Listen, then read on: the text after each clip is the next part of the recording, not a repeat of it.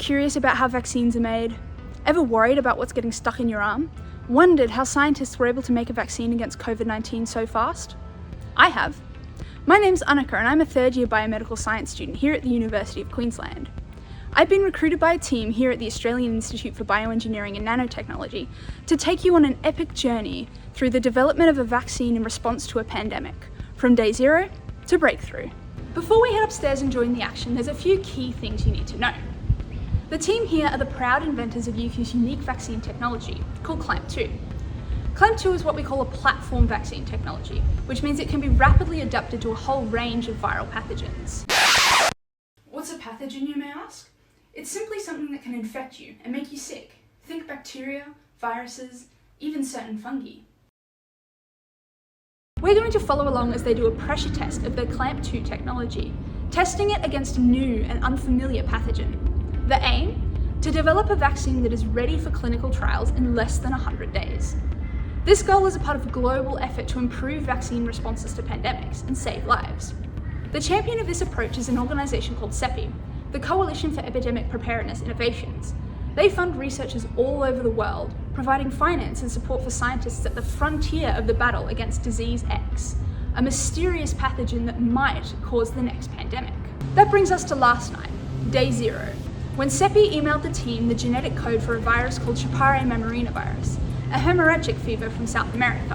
While this virus has the potential to cause a pandemic, there is no need to panic. A lot has to go wrong before this virus becomes a global threat. This virus simply represents an unknown for the team that they can respond to as if it was a real pandemic. I joined the team on day one as they had their very first meeting to discuss how they were going to respond to this mock pandemic. The goal of the initial meeting was to work out which vaccine antigens the team were going to screen. This is a daunting task and I didn't understand what was going on half the time, but what struck me was the wealth of experience in the room as they were planning.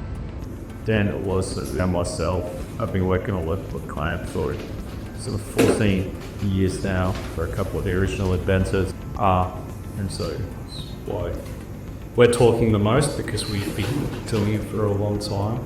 After the meeting wrapped up, it was all systems go. Varsha, one of the researchers involved in the project, showed me around their very impressive lab space.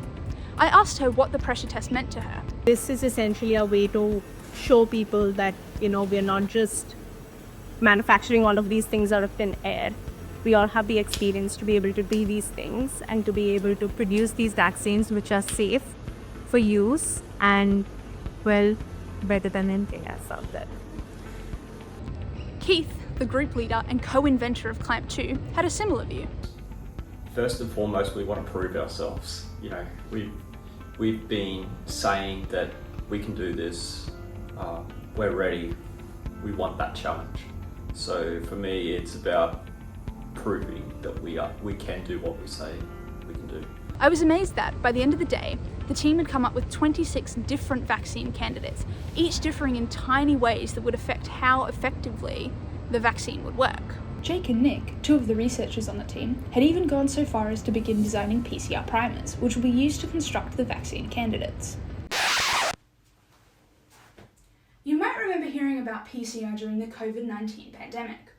PCR stands for polymerase chain reaction, and it's a technique that uses a tiny protein to make many copies of a piece of genetic information. This protein needs a little bit of help to get started, which is what primers do. They guide the protein to the specific bits of genetic information the scientists are interested in. In some of my classes I've tried to design primers for PCR. It's really tricky, and the fact that they were able to make decisions and implement them so quickly really impressed me.